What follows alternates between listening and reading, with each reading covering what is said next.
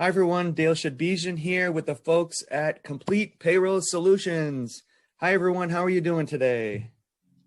We're doing great. We're doing great, thanks. Awesome. Who's got a tip for us today?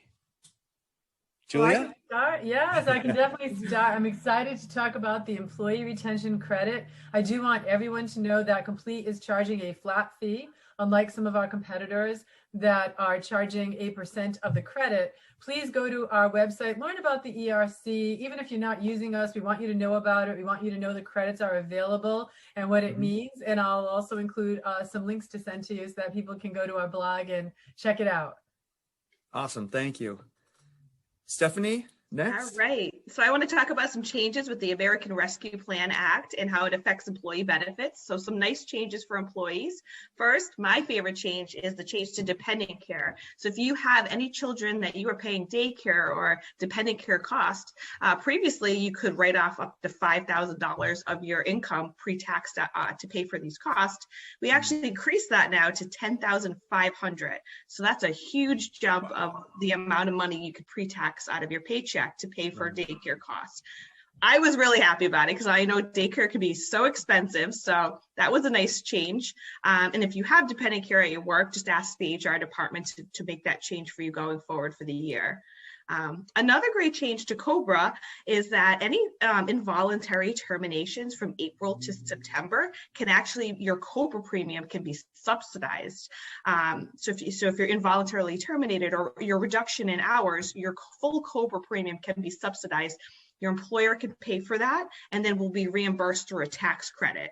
So that is another nice change to COBRA because COBRA premiums are the full employer premiums, so they can be pretty expensive. So having that subsidized is really nice too. I think those are the two great benefit changes I wanted to mention. Awesome, great tips. And Karen. Yes. So on my mind today are the vaccines and the FFCRA. So when it comes to vaccines, the conversation is around, should we mandate the vaccine or should we strongly recommend? And mandating the vaccine is generally going to be okay for congregate settings. So hospitals, prisons, it could be nursing homes and so on. You're generally going to be okay with that. But most other employers, it's a question mark as to whether you're going to get away with mandating that vaccine. So most are strongly recommending it.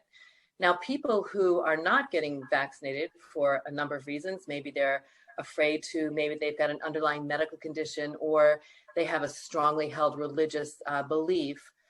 Those folks that don't get vaccinated are still going to find that they're going to need to be socially distanced in a work environment or required to wear a mask.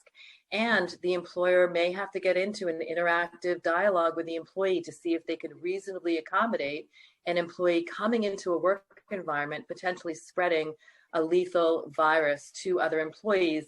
Even if they've been vaccinated, you can still catch COVID and become, quite sick from it. The other piece here is the FFCRA, which expired December 31st of 2020.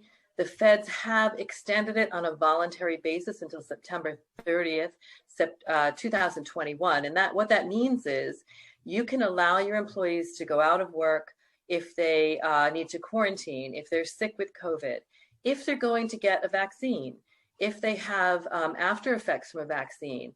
You can actually use the FFCRA time and then get a tax credit on the back end for any of that time. It is mandatory, but I'm strongly recommending that employers allow their employees to use this time if needed. And those are my thoughts for today. Wow, great tips. This is a tip-packed month here in April. On behalf of the business community, really appreciate you taking the time out to bring this information to us. And be sure to check out the link to the blog that we'll include with the post. Thank you again. Thank you. Thanks, everyone.